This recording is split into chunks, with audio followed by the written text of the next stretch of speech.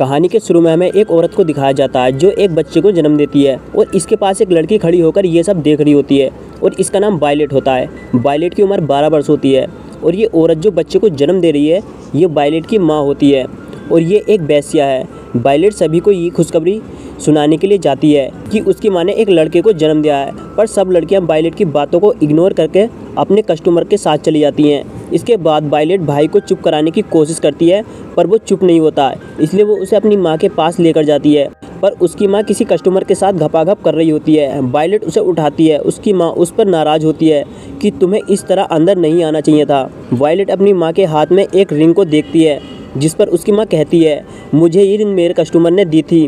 Violet कहती है जब मैं बड़ी हो जाऊंगी तो मैं भी एक रिंग लूँगी, पर उसकी मॉम कहती है इसके लिए तुम्हें अभी काफ़ी इंतजार करना होगा क्योंकि तुम अभी बहुत छोटी हो।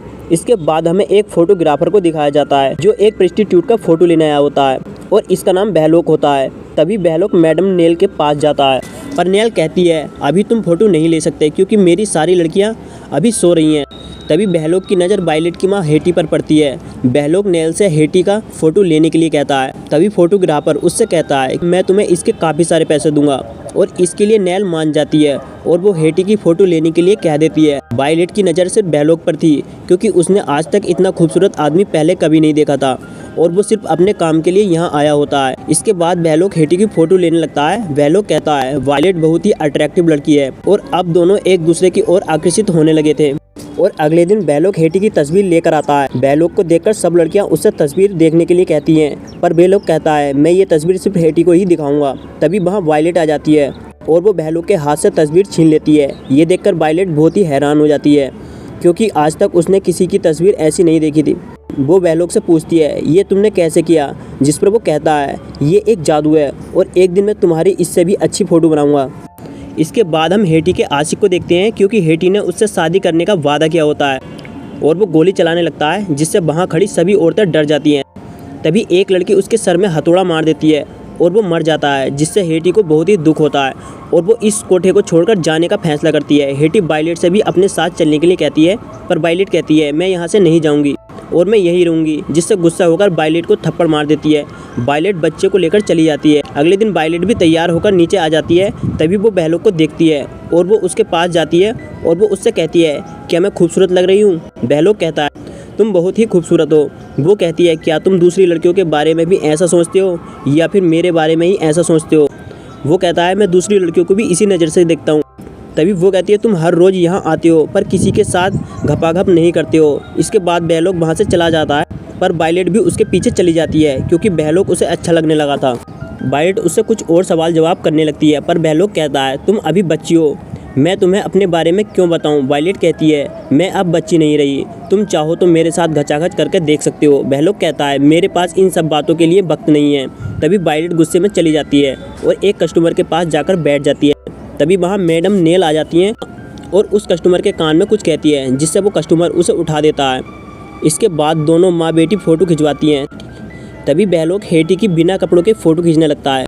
वायलेट को ये देखकर बहुत ही जलस हो रही होती है और वो वायलेट की तस्वीर देखने लगती है जिससे बहलोक उसे थप्पड़ मार देता है और वो रोने लगती है। बहलोक उसे मनाने के लिए जाता है और अब बहलोक को जिंदा प्यार हो जाता है। आगे हम देखते हैं मैडम नेल शहर के रईस आदमियों को बुलवाती है क्योंकि आज मैडम नेल वायलेट की वर्जिनिटी की नीलामी करने वाली थी। तभी एक आदमी उसकी वर्जिनिटी को $400 में खरीद लेता है। बहलोक ये देख रहा होता है और अब उसे जलस फील होने लगी थी।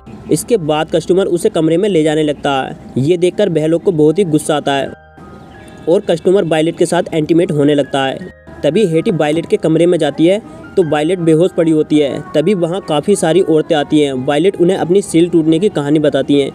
अगले दिन वायलेट नहा रही होती है तभी नेल एक कस्टमर को लेकर आती है और कस्टमर वायलेट के बदन को देखकर बहुत ही अट्रैक्टिव होता है। आगे हम देखते हैं एक चिड़िया कोठे के अंदर आती है और वहाँ बहलोक आ जाता है।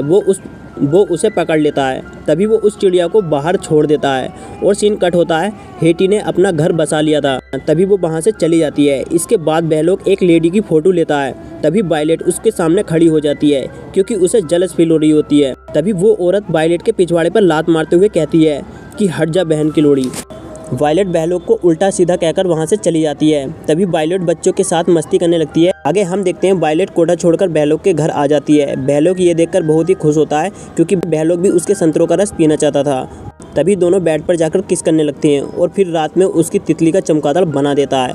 अब दोनों साथ में ही रहने लगते हैं। बहलोक उसके लिए एक डोल लेकर आता है क्योंकि वायलेट की हरकतें अभी तक बच्चों जैसी थी और वो काफ़ी सारे सामान को भी तोड़ देती है, पर बहलोक उसे कुछ नहीं कहता क्योंकि वो उससे प्यार करता था। और एक दिन जब बहलोक उसकी फ़ोटो ले रहा होता है तो दोनों में कुछ अनबन हो जाती है। वायलेट उसकी ली हुई फ़ोटो को तोड़ देती है। तभी बहलोक उसे थप्पड़ मारकर बाहर निकाल देता है। वायलेट बाहर खड़ी होकर बहुत रोने लगती है, पर बहलोक दरवाज़ा नहीं खोलता। इसके बाद वायलेट फिर से कोठे की ओर जाती है और वो देखती है शहर की सभी औरतों ने कोठे के बाहर स्ट्राइक कर दी थी क्योंकि सभी लोग अपनी सारी कमाई कोठे पर उड़ा रहे थे। जब वो मैडम के पास जाती है तो मैडम अपनी ज़िंदगी की सारी कमाई को आग लगा रही होती है और सीन कट होता है और वायलेट ये शहर छोड़कर जा रही होती है। तभी वहाँ बहलोक आ जाता है और वो वायलेट से शादी करने के लिए कहता है और दोनों शादी कर लेते हैं। और ये मूवी यहीं पर एंड हो जाती है। दोस्तों, अगर आपको यह स्टोरी अच्छी लगी तो लाइक, कमेंट, सब्सक्राइब करना ना भूलें।